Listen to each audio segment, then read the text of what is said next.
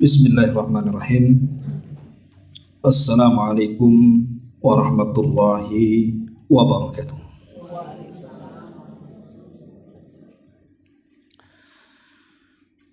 Alhamdulillah. Alhamdulillahilladzi arsala rasulahu bil huda wa dinil haq liyudhhirahu 'ala ad-dini kullihi wa kafa billahi syahida wa kafa billahi wakila. Asyhadu an la ilaha illallah wahdahu rabbi la syarika lah wa asyhadu anna Muhammadan abduhu wa rasuluhu alladzi la nabiyya ba'dah, amma ba'du. Hadirin dan hadirat yang dimuliakan Allah Subhanahu wa taala, alhamdulillah di pagi ini kembali kita bisa duduk untuk bertalabul ilmi. Salawat dan juga salam tetap kita hadiahkan kepada Rasul kita Nabi besar Muhammad sallallahu alaihi wa alihi wasallam. Pembahasan di siang hari ini, karena 2 pekan lagi kita akan masuk di bulan suci Ramadan, maka pembahasan di siang hari ini kita akan membahas tentang beberapa anugerah Allah, nikmat yang sangat agung dan besar yang Allah anugerahkan kepada kita di bulan Ramadan. Apa saja anugerah-anugerah itu? Inilah yang kita akan bicarakan di siang hari ini. Ma'asyiral muslimin wal muslimat yang dimuliakan Allah Subhanahu wa taala. Di dalam Al-Qur'anul Karim Allah Subhanahu wa taala berfirman, "Qul bi fadlillahi wa bi rahmatihi fabidzalika falyafrahu huwa khairun mimma yajma'un." Katakanlah wahai Muhammad, karena karunia-Nya dan karena rahmat-Nya, dengan sebab itu semua, maka itu lebih baik bagi kalian, maka berbahagialah. Itu lebih baik dibandingkan dunia yang kalian kumpulkan. Nah, salah satu bentuk karunia dan rahmat Allah Subhanahu wa taala kepada kita, diberikannya kepada kita waktu-waktu, tempat-tempat di mana seseorang itu bisa meraih pahala sebanyak-banyaknya. Lah waktu itu adalah Ramadan. Dan di sini Allah Subhanahu wa taala merintahkan kepada kita falyafrahu, hendaklah kita bahagia dan senang ketika menghadapinya, dan itu lebih baik dibandingkan dunia yang kita kumpulkan.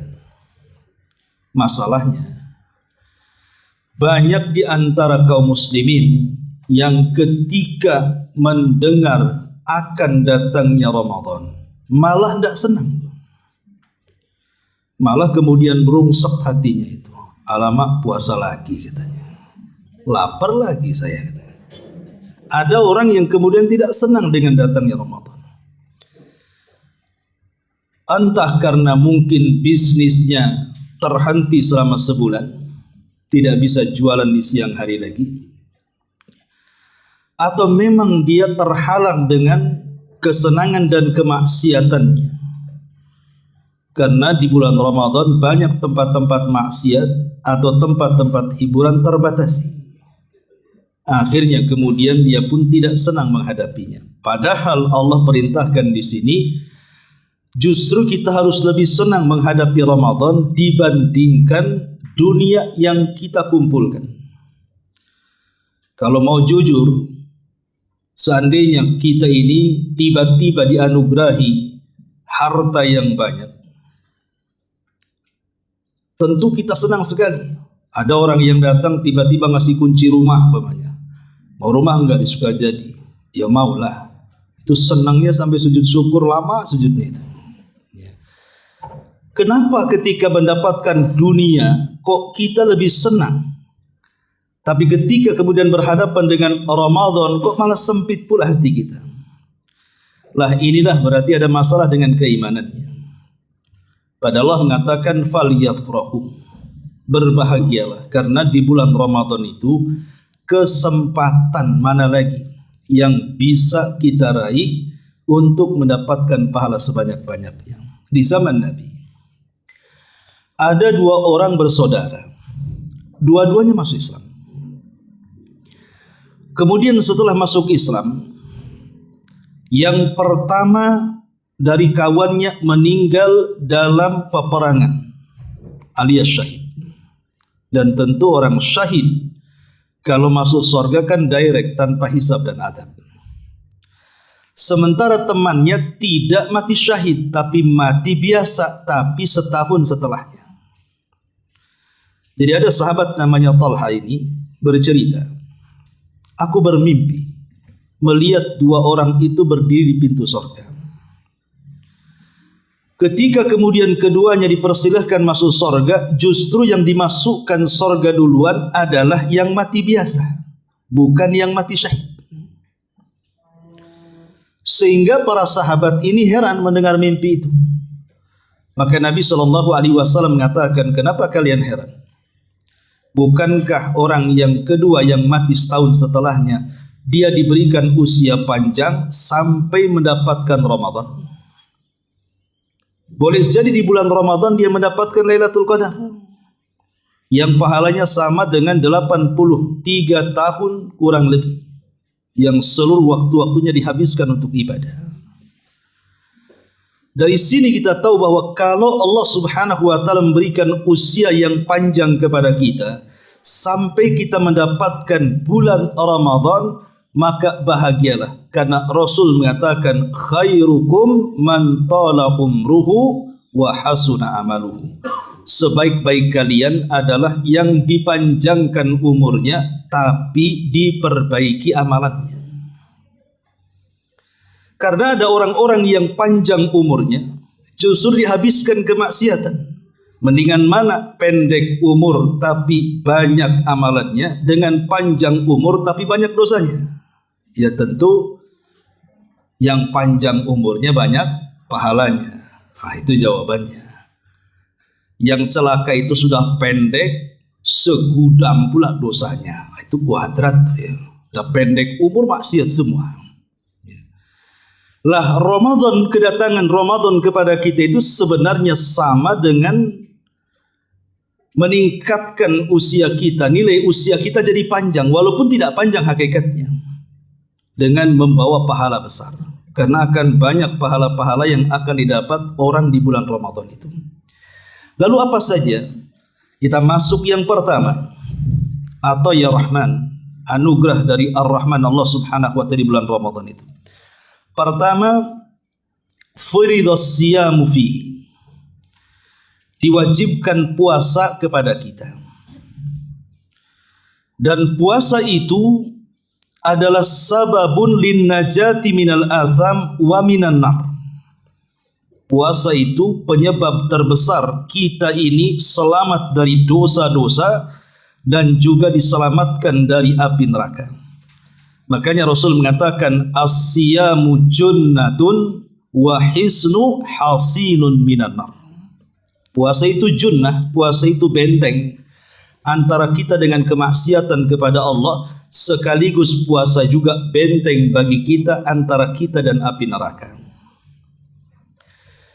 Di dalam surah Al-Baqarah ada satu ayat yang biasa kalau masuk Ramadan selalu dibincangkan para khatib, para dai saat kultum. Biasa ayat ini dibaca hampir setiap Ramadan.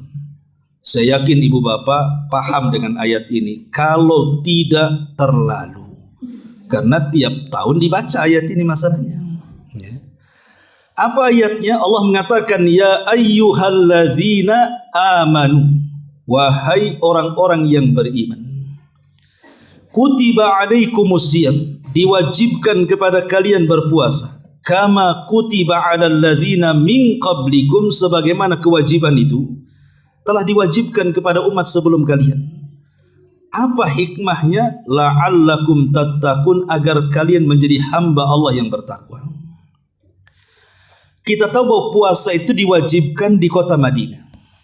Makanya panggilannya ya ayyuhalladzina amanu, wahai orang-orang yang beriman. Sebab panggilan Quran sebelum Rasul hijrah itu kebanyakan menggunakan lafaz umum, ya ayyuhan nas, wahai manusia. Itulah bedanya antara Makkiyah dengan Madaniyah. Jadi kalau panggilan Makkiyah, ayat sebelum hijrah itu biasanya dengan lafaz umum, wahai manusia. Berarti manusia ini mencakup mukmin dan kafir.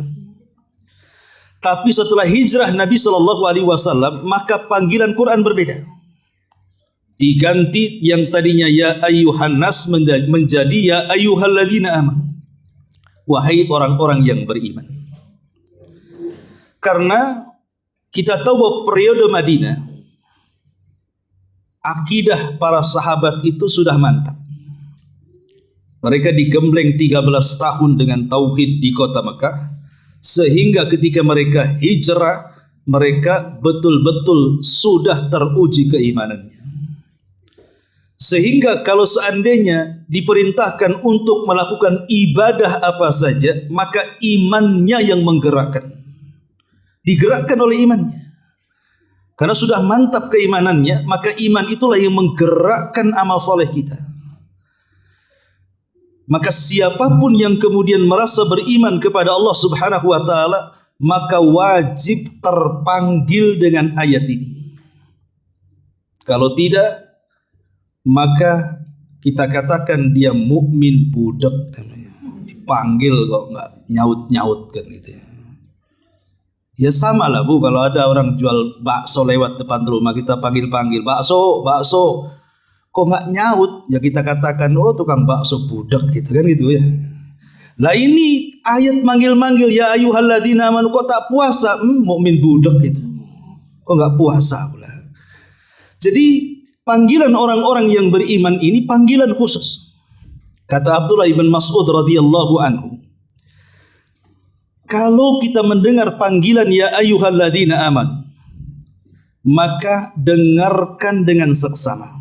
Fa'ar'i sam'ak, kata beliau. Dengarkan dengan seksama. Kenapa? Karena setelah panggilan ya ayyuhalladzina amanu itu biasanya ada perintah yang penting yang harus dilaksanakan, atau ada larangan yang berbahaya yang harus ditinggalkan. Lah kebetulan dalam ayat ini ada perintah.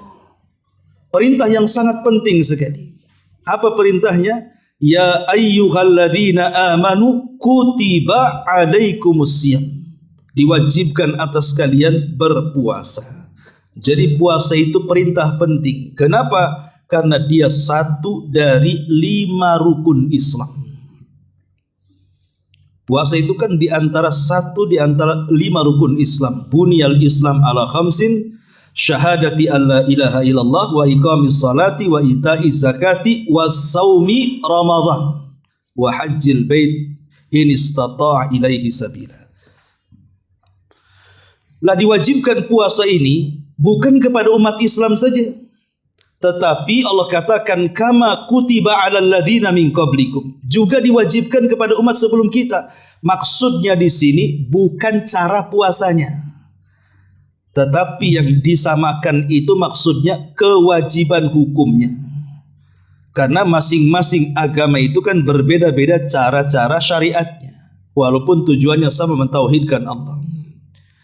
Seperti umpamanya Rasul mengatakan farqu ma baina siyamina wa siyami ahlil kitab akalatas sahur. Perbedaan puasa kita dengan ahli kitab itu dimakan sahur. Kalau kita makan sahur berarti puasa kita menyelisih puasa ahli kitab. Karena ahli kitab mereka tidak sahur. Berarti beda caranya walaupun tujuannya sama. Itu makna dari kama kutiba 'alal ladzina min qablikum.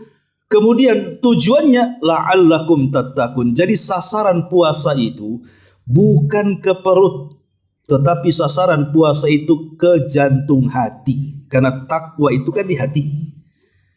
Allah tidak katakan diwajibkan atas kalian berpuasa sebagaimana diwajibkan kepada umat sebelum kalian agar kalian lapar, atau agar kalian haus, atau agar kalian merasakan susahnya orang yang lapar dan haus. Tidak, Allah tidak mengatakan seperti itu. Tapi Allah akhiri dengan mengatakan agar kalian bertakwa. Dan takwa itu ada di hati. Jadi tujuan puasa itu memperbaiki hati. Kalau hati ini baik, maka seluruh badannya baik. Kalau hati ini tidak baik alias rusak, maka semua badannya pun akan rusak. Makanya puasa itu juga secara umumnya itu terbagi menjadi dua. Ada dua kelompok di masyarakat itu orang yang puasa itu. Ya. Kelompok yang pertama asal sah, tidak peduli dengan pahala. Kelompok yang kedua berusaha bukan hanya sah tetapi berpahala.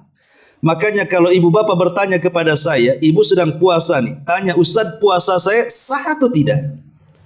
Maka saya katakan selama ibu melaksanakan ibadah mendatangkan syarat rukunnya, insya Allah sah. Yang penting ketika puasa tahan tuh makan, tahan tuh minum, tahan tuh syahwat, sah, selesai. Tapi kalau kemudian pertanyaannya yang kedua muncul, qabul nggak Ustadz tuh? Maksudnya berpahala nggak puasa saya? Lah itu saya tak bisa jawab. Ya. Tetapi rasionalnya, kalau orang sudah mendatangkan syarat rukun dan wajib, ya insya Allah mudah-mudahan qabul. Lah ada di masyarakat itu tidak peduli dengan qabul, dia hanya peduli dengan sahnya saja. Yang penting sah, selesai. Dengan cukup menahan lapar, menahan haus, menahan syahwat, sudahlah yang penting kewajiban saya selesai. Padahal target ibadah itu bukan hanya sah, tapi target ibadah itu dapat pahala. Makanya kelompok yang kedua dia berusaha bukan hanya sah dari segi ibadah, tapi juga berpahala. Dengan cara apa? Bukan hanya sekedar menjaga syahwatnya, kemudian menjaga perutnya dari rasa lapar dan hausnya, tapi lebih daripada itu anggota badan yang lainnya ikut puasa. Matanya ya puasa, kemudian juga telinganya puasa, kemudian mulutnya puasa.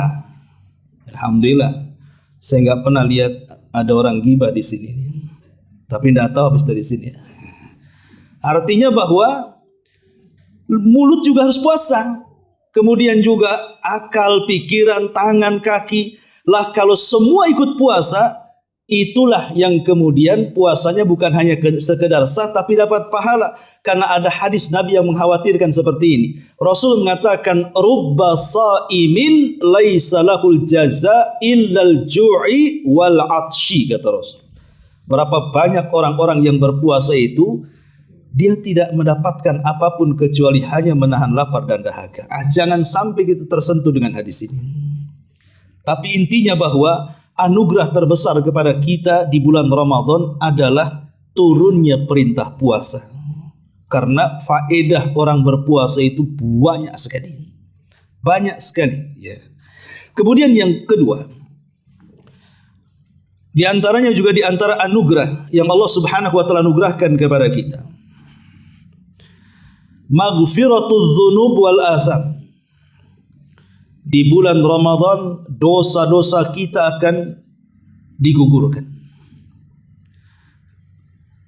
Sebagaimana nama daripada Ramadan itu sendiri. Kenapa bulan itu disebut Ramadan? Terdiri daripada 3 huruf ra, mim dan dad.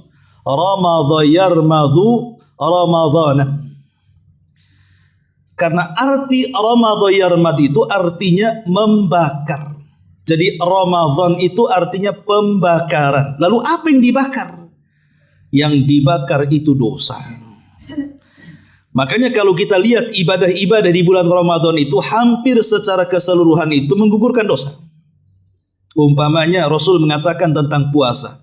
Rasul katakan man shoma Ramadanan imanan wahtisaban ghufira lahu ma taqaddama min dhanbi. Barang siapa yang puasa Ramadan penuh dengan iman, keyakinan dengan perintahnya dan mengharap pahalanya, Allah hapuskan tuh dosa-dosanya. Atau umpamanya ketika Rasul bicara soal sholat tarawih, Rasul mengatakan man qama ramadhanan imanan wahtisaban ghufira lahu ma taqaddama min dzambi. Barang siapa yang tegak salat tarawih penuh dengan iman dan mengharap pahala Allah, maka digugurkan tuh dosa-dosanya. Atau ketika Rasul berbicara tentang menghidupkan malam Lailatul Qadar, Rasul katakan man qama lailata qadrin imanan wahtisaban ghufira lahu ma taqaddama min dzambi.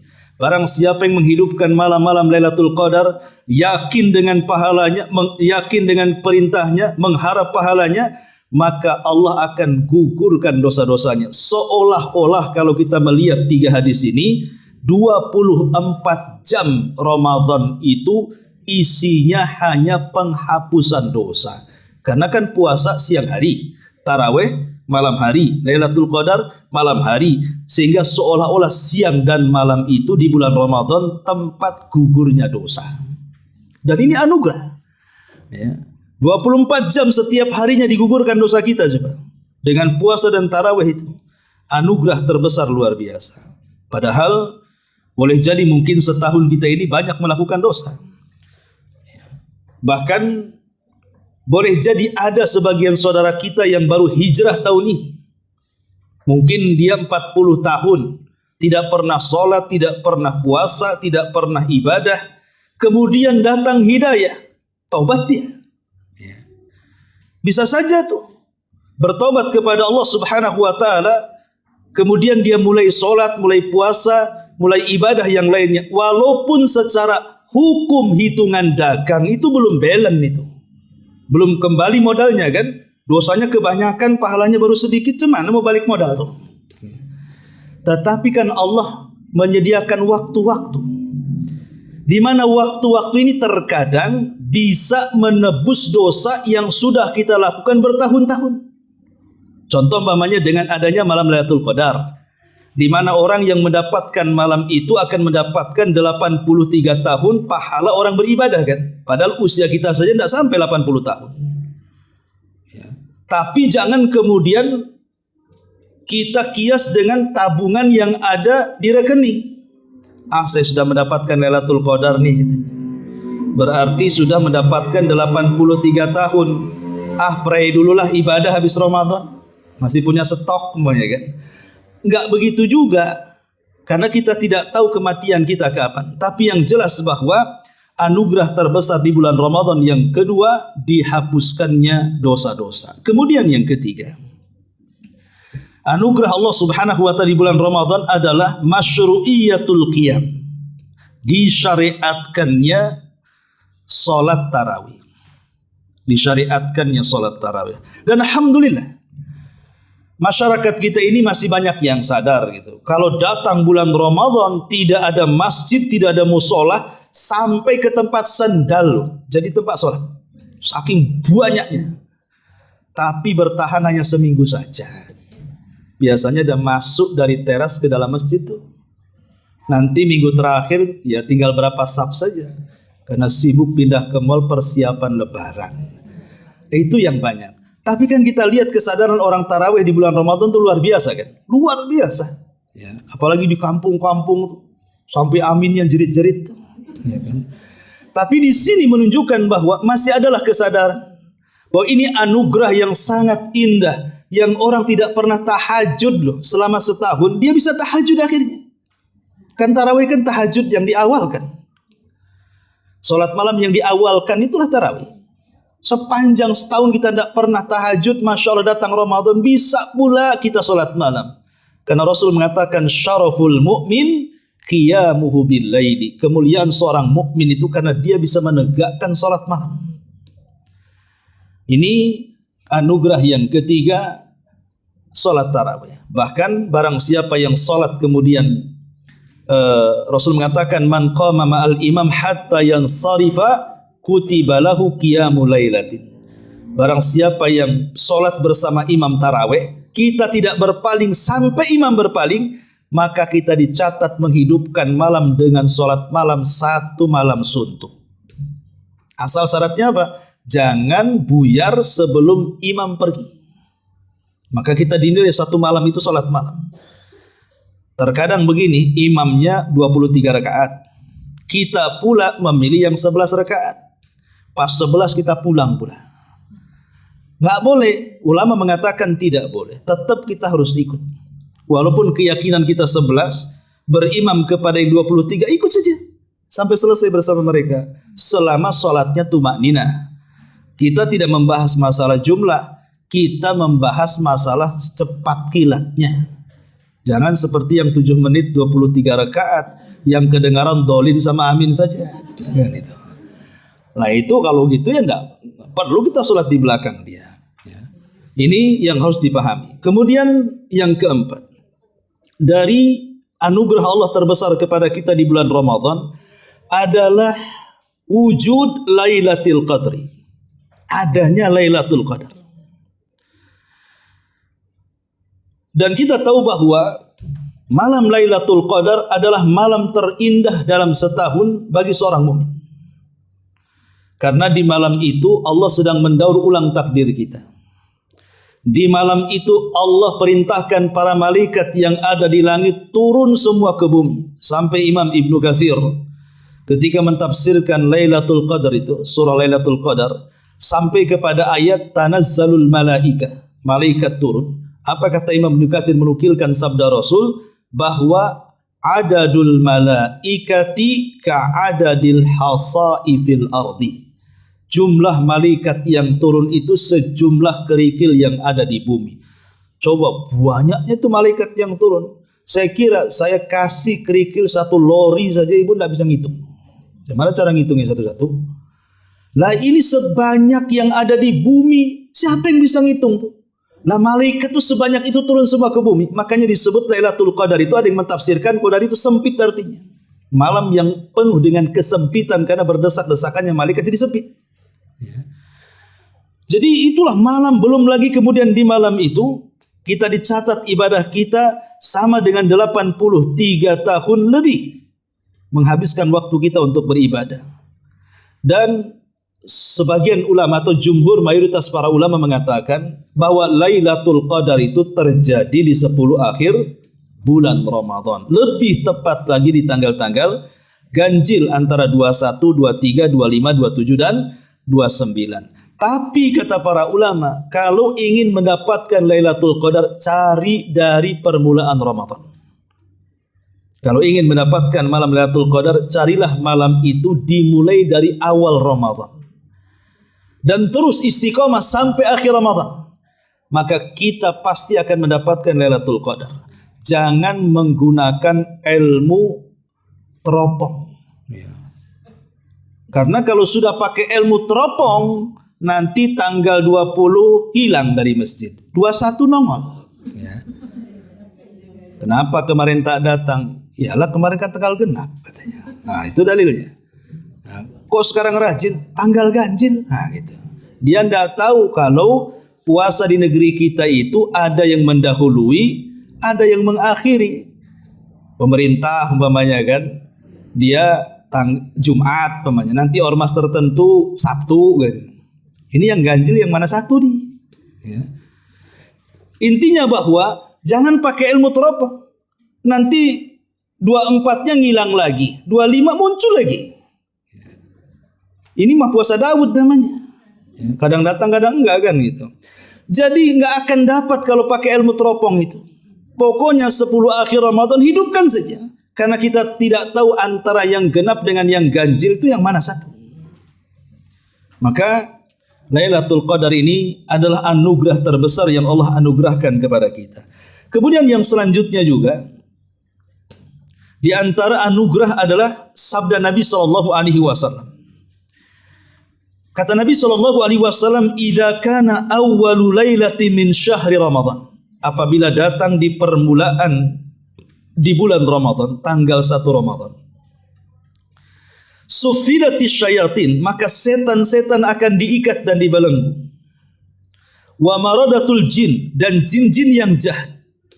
Wa ghulliqat abwabun nar, kemudian akan ditutup pintu-pintu neraka itu. Falam yuftah min hababun, tidak ada satu pintu neraka pun yang dibuka. Wa futihat abwabul jannah, falam yughlaq min hababun, dan akan dibukakan pintu-pintu sorga dan tidak akan ditutup selama Ramadan. Wa yunadi munadin. Kemudian Allah perintahkan pemanggil untuk memanggil, ya bagil khair aqbil. Wahai orang-orang yang mencari kebaikan, kemari mendekat. Wa ya bagi syarr, wahai orang-orang yang mencari keburukan, anyah menjauh kau dari sorga. Lah, perhatikan riwayat ini.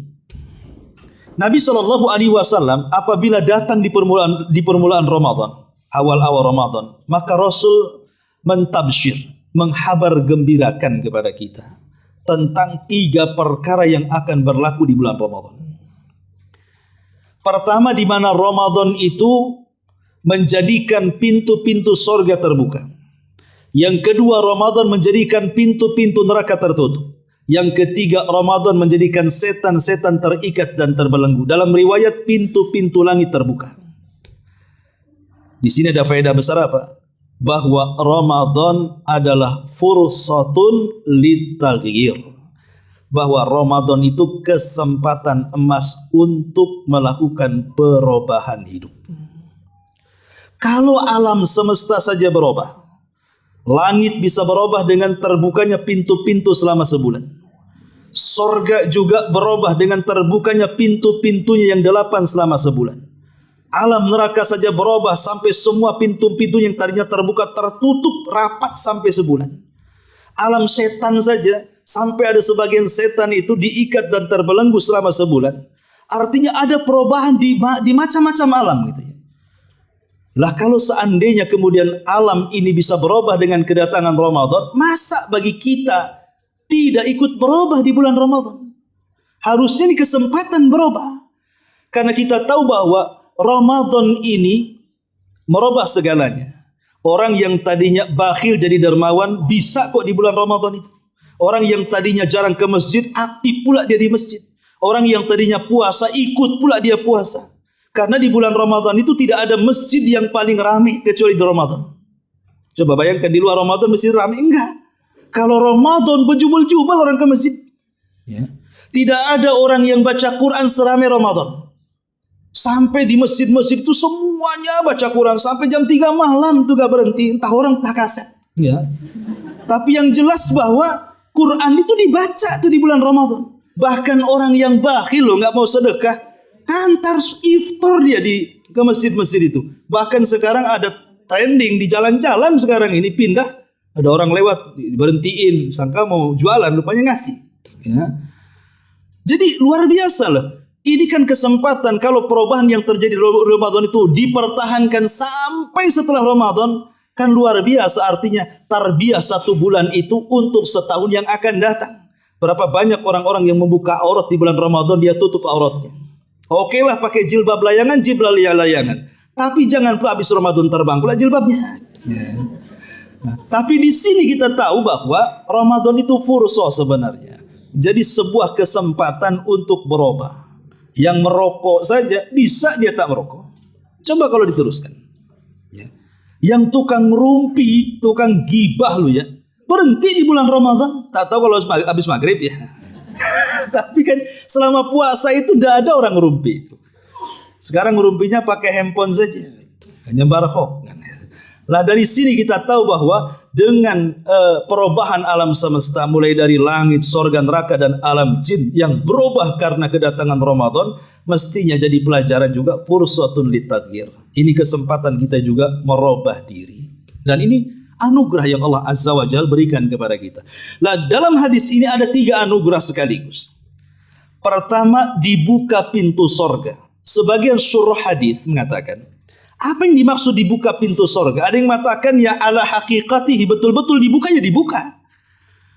Karena sorga itu punya pintu gitu. Artinya betul-betul semua dari semua pintu-pintu sorga itu dibuka. Dari pintu sedekahnya, pintu hajinya, pintu royannya, pintu sholatnya, semua dibuka. Tidak ada yang ditutup selama Ramadan. Tapi ada yang memaknai maksudnya bukan makna hakiki tapi makna majaz. Artinya bukan ditutup yang dibuka yang sesungguhnya. Maksudnya karena Ramadan itu rangsangan orang berbuat baik lebih mudah dibandingkan di luar Ramadan. Ya tadi saya katakan orang yang baca Quran lebih banyak, orang yang datang ke masjid lebih banyak, orang yang sedekah lebih banyak, orang yang tobat lebih banyak. Karena apa? Karena pintu sorga dibuka. Kemudian yang kedua, pintu neraka ditutup. Bahkan lebih rapat lagi ditutupnya. Ya ada yang mengatakan makna secara hakikatnya memang neraka punya pintu, cuman kan pintunya kurang satu. Kalau Ramadan sorga itu 8, kalau neraka kan 7 gitu ya. Tapi 7-7-nya ditutup.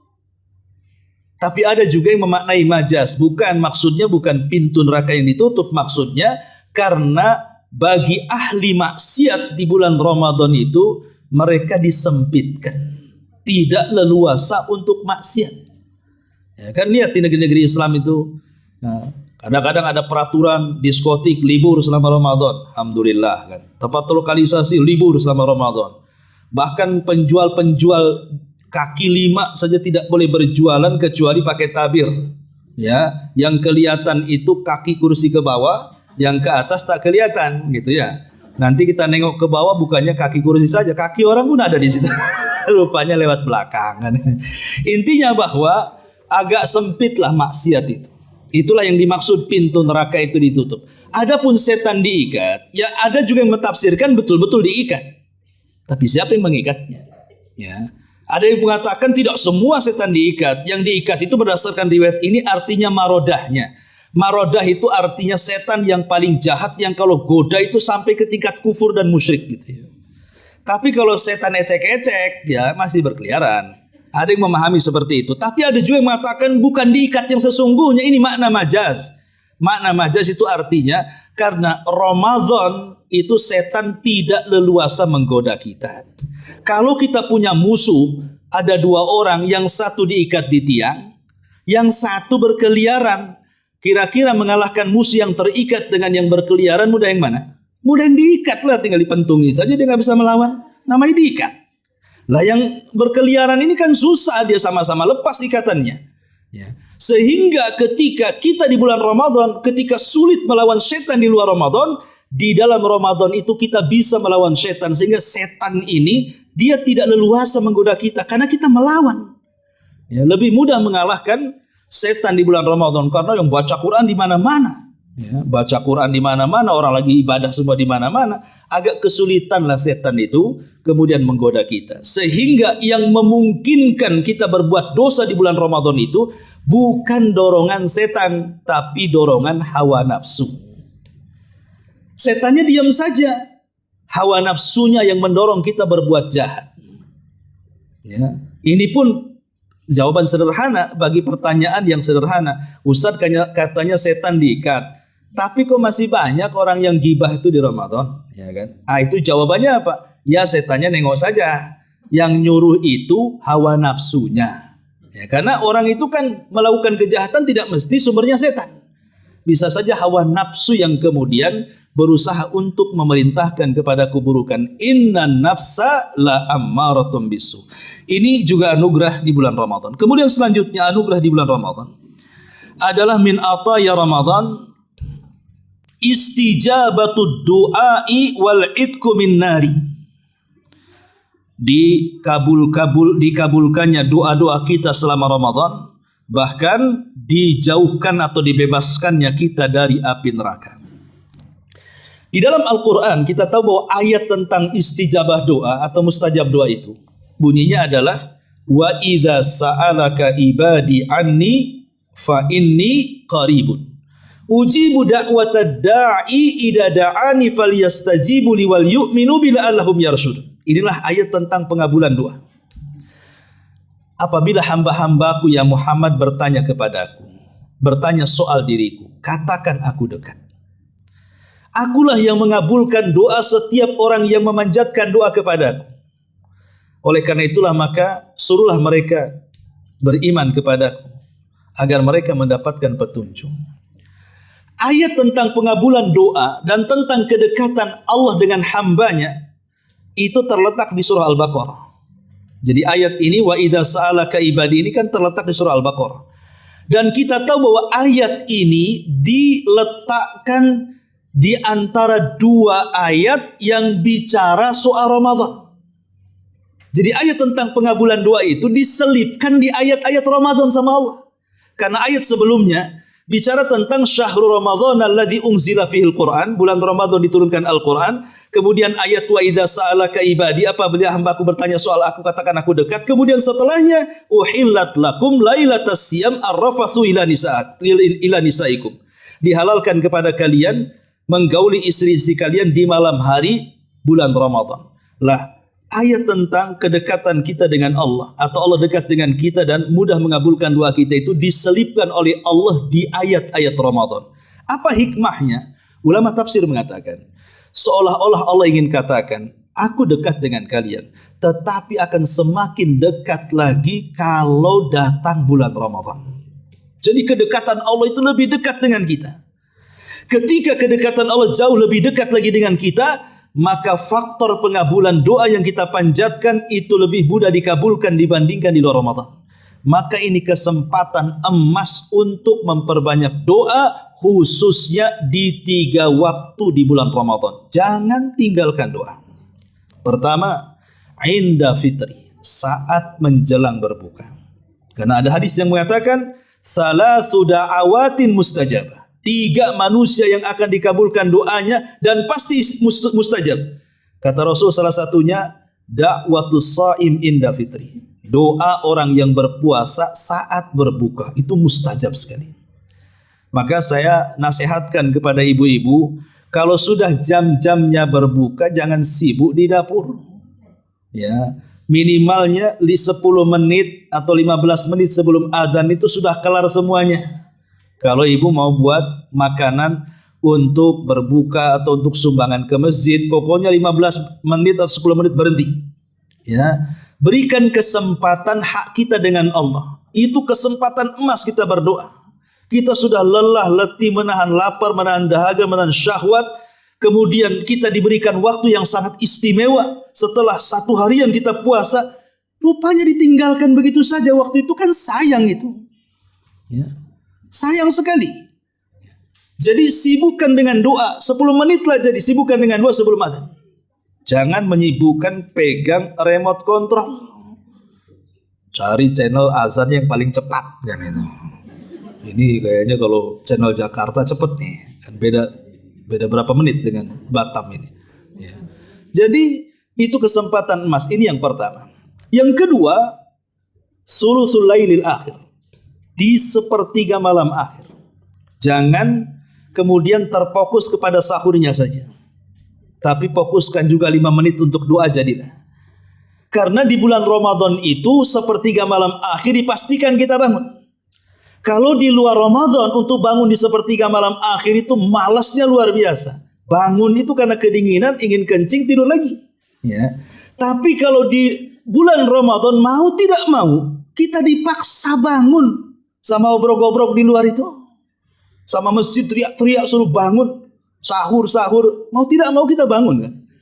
Artinya ini anugerah. Subhanallah, kita dilatih di bulan Ramadan bangun di sepertiga malam akhir ketika Allah turun dan mengatakan siapa yang berdoa ku kabulkan, siapa yang minta ku kasih, siapa yang minta ampun ku ampuni. Maka ini kesempatan berdoa kepada Allah minimalnya 10 menit ataupun 5 menit sebelum makan sahur. Ini yang kedua. Yang ketiga adalah selepas sholat subuh sebelum terbit matahari. Itu juga waktu mustajab, bahkan itu waktu yang berkah untuk berdoa. Rasul mengatakan, Allahumma barik li ummati fi bukuriha. Ya Allah, berkahi umatku di waktu paginya. Waktu pagi maksudnya di sini, kata para ulama maksudnya setelah fajar, sebelum terbit matahari. Itu waktu berkah. Ini waktu-waktu mustajab doa. Kemudian yang kedua di sini wa'idkun minan nar, dan kita dibebaskan dari api neraka. Maksudnya dalam doa-doa yang kita panjatkan baik sebelum berbuka, sebelum sahur atau saat setelah sholat subuh, minta kepada Allah agar kita dibebaskan dari api neraka. Ini kesempatan. Karena Allah janji, walillahi utaqa'u minan nar. Setiap malam di bulan Ramadan itu Allah janji akan memerdekakan di antara hamba-hambanya dari api neraka. Bayangkan kalau seandainya di antara kita ada yang dikabulkan doanya. Ketika kita katakan Allahumma a'tik riqabana minan nar, ya Allah bebaskan aku dari api neraka. Kemudian dikabulkan oleh Allah di Ramadan tahun ini, maka selamanya kita tidak akan masuk neraka. Itu masalahnya. Ya. Makanya setiap hari, ya, baik di awal, baik di tengah, baik di akhir, maksudnya awal menjelang sahur, di tengah menjelang sahur, di awal menjelang berbuka, kemudian di tengah menjelang sahur, di akhir setelah subuh, kita katakan, ya Allah, bebaskan aku dari api neraka. Bebaskan istriku, suamiku dari api neraka. Bebaskan anak-anakku, bebaskan orang tuaku dari api neraka. Terus setiap hari 3 kali di 3 waktu mustajab ini. Tidak mungkinlah Allah tidak akan kabulkan. Karena doa itu kan hakikatnya mengetuk pintu langit. Ibu saja kalau datang ke rumah saya lagi sewat, kemudian digedor-gedor selama sebulan, nggak mungkin saya nggak buka, Bu. Ya. Ngapain ibu ini stres apa tiap hari gedor rumah kan itu ya. Wa min babil aula walillahil matsalul a'la. Tentu Allah kalau diketuk-ketuk juga insya Allah akan kabulkan doa kita. Ini anugerah Allah Subhanahu wa taala, pengabulan doa dan juga pembebasan diri dari api neraka. Kemudian juga di antara anugerah Allah, akalatas sahur allati ikhtassat biha hadil ummah. Makan sahur. Makan sahur adalah anugerah terbesar bagi kita. Coba bayangkan di permulaan puasa. Di permulaan puasa itu ada aturan puasa, Ibu. Jadi begini.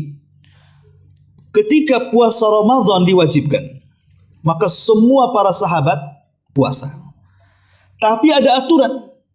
Kalau seandainya datang waktu maghrib, kemudian mereka tertidur. Namanya habis maghrib tidur. Ya. Kemudian bangun setelah isya. Maka setelah bangun tidak boleh makan sampai besok lagi, sampai besok maghrib lagi. Itu aturannya. Tidak boleh tidur.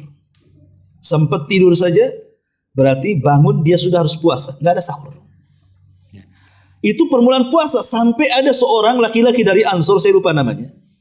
Saking lelahnya dia bekerja dari pagi sampai sore. Dan dia sedang berpuasa. Ketika dia pulang ke rumahnya, dia hendak berbuka. Rupanya tidak ada yang dimakan. Makanya kemudian istrinya mencari makanan keluar. Ketika mencari makanan keluar karena cukup lama, ngantuk nih sahabat ini, tertidur dia. Ketika dia bangun, istrinya datang bawa makanan, maka kata istrinya, celaka engkau, aku sudah lelah-lelah lah cari makan, kau pula tidur. Kau tidak boleh makan lagi. Akhirnya dia tahan makan sampai besoknya, siangnya gemetar, sorenya pingsan. Iyalah, 2 hari berturut-turut tak makan cuman nggak pingsan. Nggak percaya coba. Ya. Mungkin jangan-jangan pingsan, langsung dibopong itu. Ketemiang. Ya. Jadi ini contoh ya. Ketika itu sampai berita ini kepada Nabi. Maka Nabi SAW terdiam sampai turun ayat.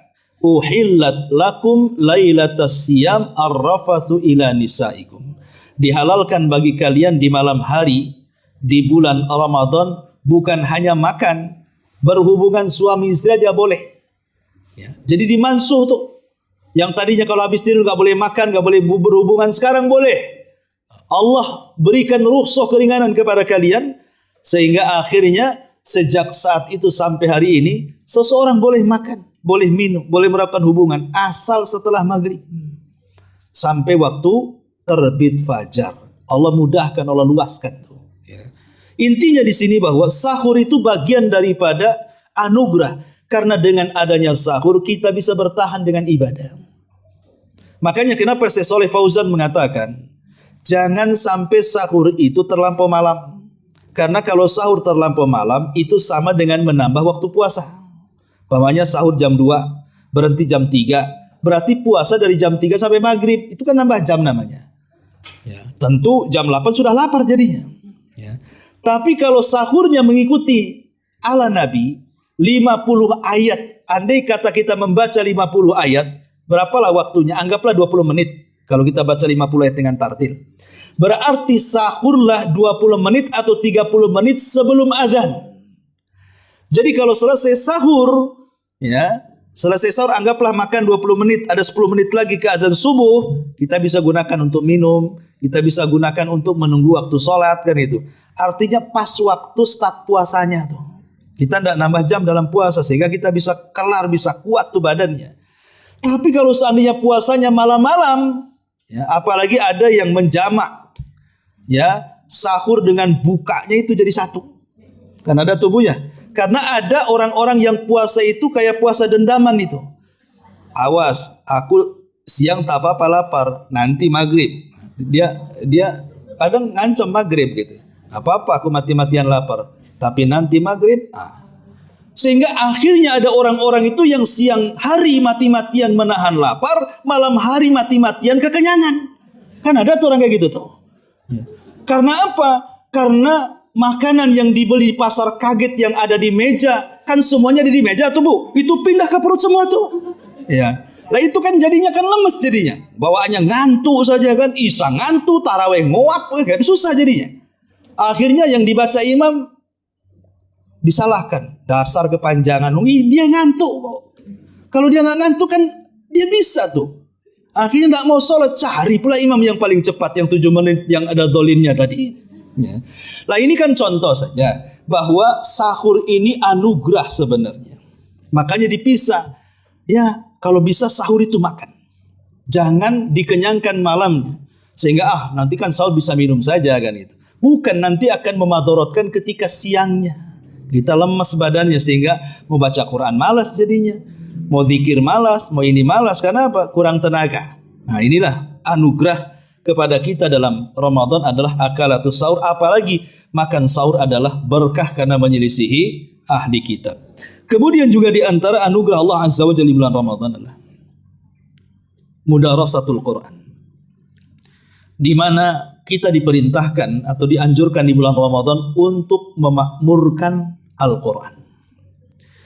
Dahulu bulan Ramadan tidak dikenal oleh masyarakat jahiliyah. Apa itu Ramadan? Masyarakat jahiliyah nggak kenal Ramadan. Mereka itu hanya kenal Asyurul Hurum saja. Menurut orang-orang jahiliyah bulan yang mulia itu ya kalau Dzulqa'dah, Dzulhijjah, Muharram, Rajab, itulah bulan mulia. Itu yang dikenal orang jahiliyah dari zaman Ibrahim sampai zaman Nabi. Mereka nggak kenal Ramadan. Mereka hanya kenal Asyurul Hurum saja.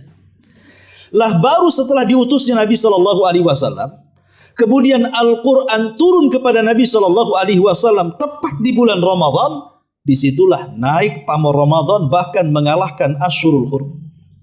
Akhirnya dikenal Ramadan sampai hari ini bulan paling mulia melebihi bulan-bulan hurum. Karena Ramadan itu kan hanya ada di Islam saja. Di luar daripada Islam mereka tidak punya Ramadan. Ya. Tetapi dengan turunnya Al-Quran mengangkat bulan Ramadan menunjukkan inilah kehebatan Quran. Quran itu bisa mengangkat segalanya. Ketika Quran turun lewat malaikat Jibril, maka Jibril menjadi pemimpin para malaikat. Ketika Quran turun kepada Rasul, maka Rasul menjadi pemimpin para nabi. Ketika Quran turun di bulan Ramadan, maka Ramadan menjadi pemimpin bulan-bulan. Ketika Quran turun di malam Lailatul Qadar, maka malam Lailatul Qadar malam terbaik dan termulia sepanjang malam dalam setahun. Ketika Quran turun di kota Mekah, maka Mekah menjadi bumi yang mulia. Ketika turun di kota Madinah, maka Madinah menjadi tempat yang paling mulia sampai disebut Haramaini, 2 tanah suci. Karena tempat turunnya Quran. Lah ketika Quran turun kepada umat Islam dan tidak turun kepada umat selain Islam, maka Allah katakan kuntum khaira ummah, kalian sebaik-baik umat. Ketika Al-Quran menjadi dasar bagi agama Islam, maka tidak ada agama yang lebih baik di permukaan bumi melebihi Islam. Inna dina indallahil Islam. Bayangkan kalau Quran mengangkat segalanya. Dan Quran itu terpatri dalam dada kita, terucapkan lewat lisan kita, kemudian terarahkan lewat perbuatan kita, maka Rasul mengatakan khairukum man ta'allamal Qur'ana wa 'allamahu. Sebaik-baik kalian adalah orang yang belajar Al-Quran dan mengajarkannya. Karena Quran itu memuliakan segalanya. Contoh kertas. Kertas itu bisa ditulis jadi koran, bisa ditulis jadi majalah, bisa ditulis jadi buku tulis sekolahan. Tapi kalau kertas itu dituliskan Al-Quran, itu akan beda nilainya. Ada nih kertas, tulisannya Quran tercecer di tembok. Mana berani orang nginjak, nyapu, nggak berani. Pasti diambil, diletakkan di tempat yang layak kan. Coba kalau yang tercecer koran, majalah, diinjak pun tidak merasa bersalah. Disapu pun dihinakan, tidak ada masalah. Bahkan dimasukkan ke tong sampah pun tidak ada orang yang komen. Bahkan kalau umpamanya dijual ke tukang kopi jadi bungkus kopi. Dijual ke tukang nasi uduk jadi bungkus nasi uduk. Coba kalau ada warung Padang, bungkusnya Quran, apa nggak viral satu dunia tuh? Hebat kali tuh nasi Padang si Anu itu. Kenapa? Bungkusnya Quran. Ya dikenal karena dihujat bukan dipuji. Itu perlu dilaporkan, itu kurang ajar. Kan begitu jadinya. Itulah kenapa Quran itu jadi mulia. Karena ditulis di sebuah tempat, tempat itu jadi mulia. Ditulis di kayu, kayunya jadi mulia. Ditulis di buku, bukunya jadi mulia. Ditulis di kertas, kertasnya jadi mulia. Itulah Al-Quran. Luar biasa. Ya, Quran itu memuliakan segalanya. Lah ini anugerah. Jangan sampai Ramadan yang merupakan bulan daripada Al-Quran, kok kita pula meninggalkan Quran. Alangkah malangnya orang yang datang di bulan Quran tidak membaca Quran. Sebab kalau seandainya dia tidak membaca Quran di bulan Quran, berarti di luar bulan Quran pasti dia tidak akan membaca Quran. Maka ini penting. Padahal Quran itu turun di bulan Ramadan. Bukan hanya turun, bahkan Jibril datang, kemudian datang kepada Rasul murojaah lagi setiap Ramadan. Bahkan sebelum wafatnya 2 kali lagi Jibril datang. Nah ini menunjukkan keagungan Al-Quran. Ini anugerah yang Allah anugerahkan kepada kita bahwa Ramadan syahrul Quran, bulannya Al-Quran. Kemudian juga di antara anugerah Allah di bulan Ramadan adalah fadilatu taftiris shawam. Keutamaan memberi makan orang yang berpuasa. Ya. Jadi ini kesempatan sedekah. Kalau kita membuat makanan di hari Kamis, setiap Kamis Senin di luar Ramadan datang ke masjid, ya yang makan bukan orang yang puasa kan? Yang makan ya jemaah yang ke masjid. Asik dapat makan katanya kan. Tapi kalau Ramadan kita bawa makanan di waktu menjelang berbuka, maka makanan kita akan berpahala, bahkan pahalanya sama dengan orang yang berpuasa. Kita kasih iftar mereka, maka kita mendapatkan seolah-olah 10 kali puasa. Ya, jadi kita mendapatkan 1 kali puasa untuk 1 orang yang berpuasa yang dia iftar dengan makanan kita. Ya, makanya kalau bisa ngasih iftar itu jangan yang standar. Goreng bakwan, dah banyak. Ya, cari yang mantap gitu ya. Aqua gelas, mana-mana besar aqua gelas.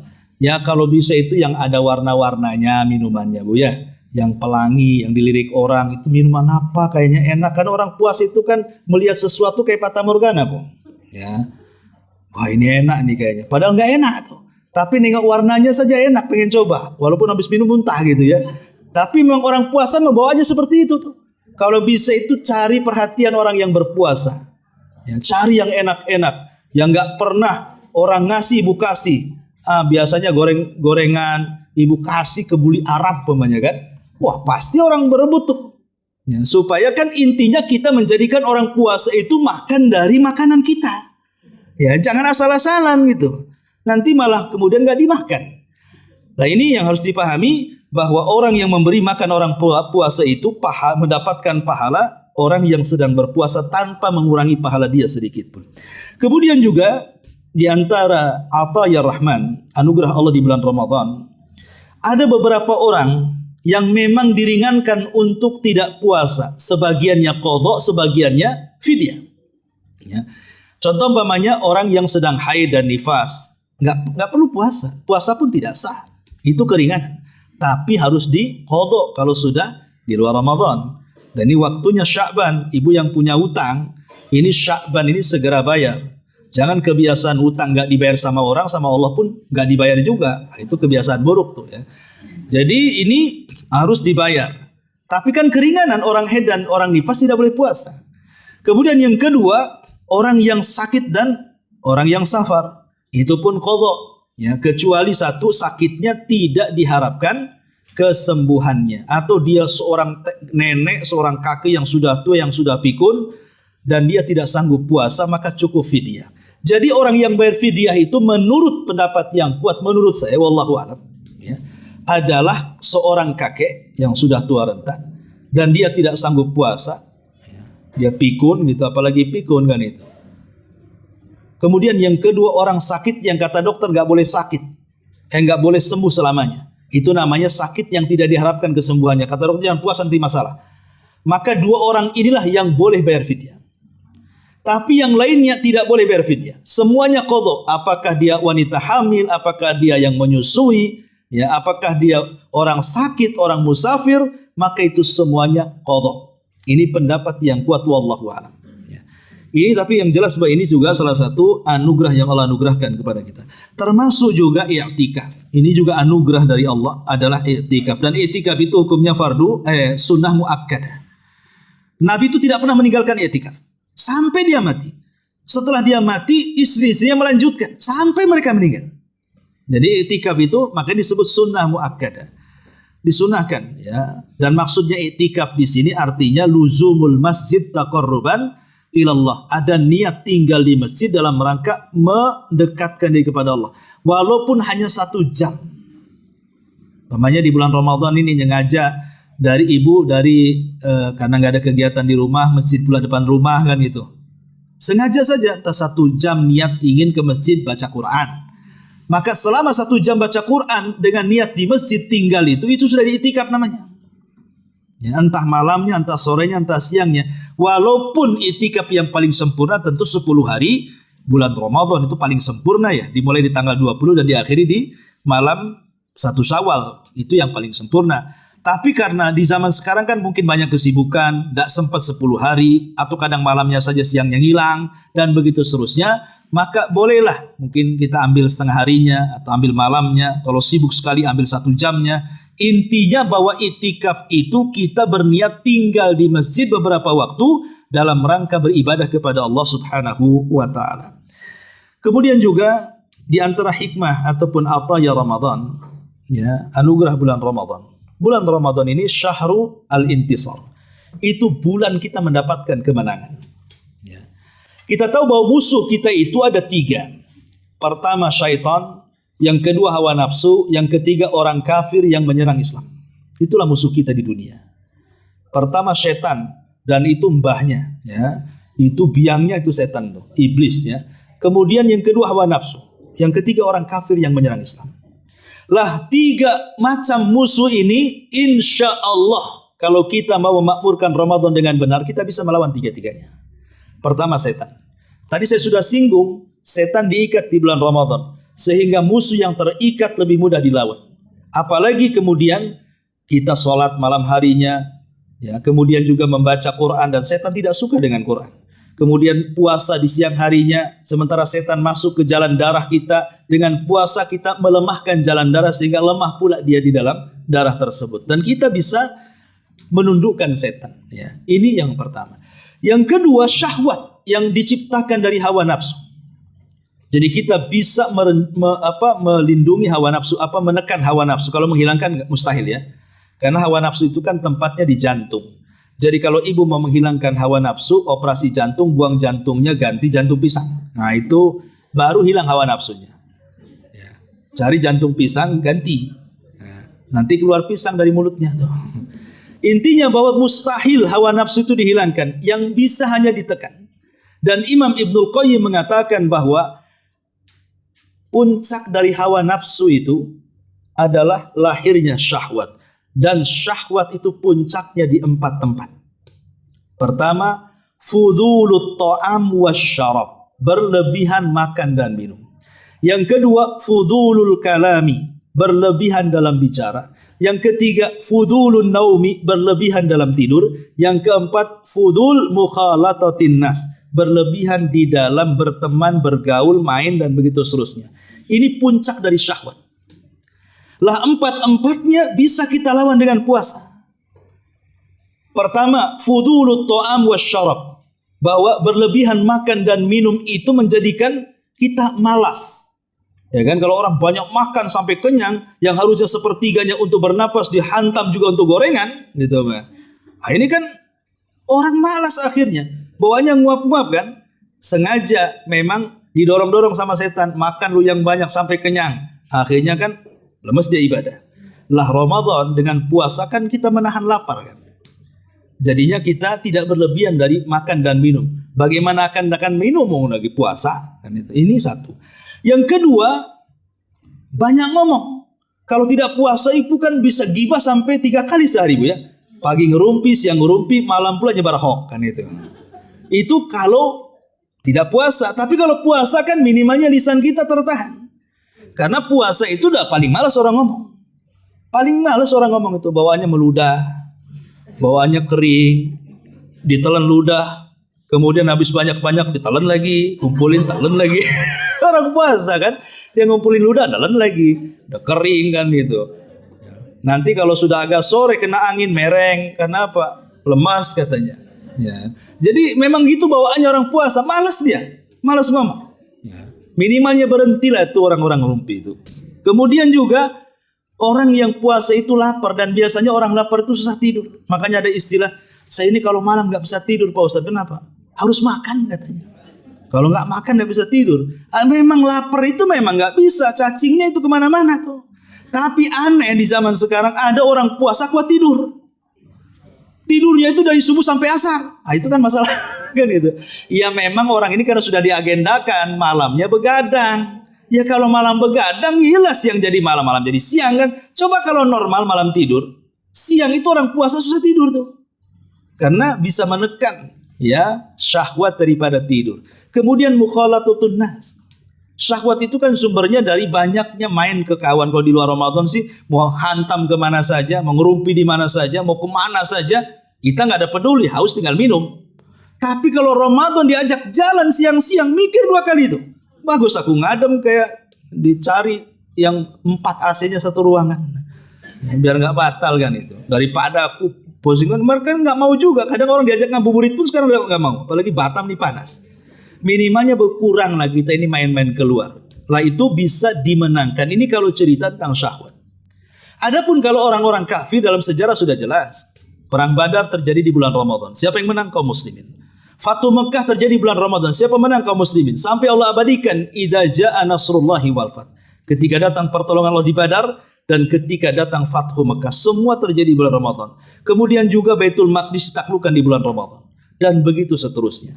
Ini diantara anugerah juga yang dari Allah Subhanahu wa taala adalah bahwa Ramadanlah syahru al-intisar. Bulan kita dimenangkan dari semua musuh kita semua, baik syahwatnya, baik syubhatnya atau baik orang-orang kafirnya. Wallahu a'lam bishawab. Sekira sampai di sini saja, Bu. Ya, saya ada kegiatan di luar. Takut telat, mudah-mudahan ada manfaatnya. Tidak ada tanya jawab. Subhanallah bihamdika asyhadu an la ilaha illa anta astaghfiruka wa atubu ilaik. Allahu ta'ala. Assalamualaikum warahmatullahi wabarakatuh.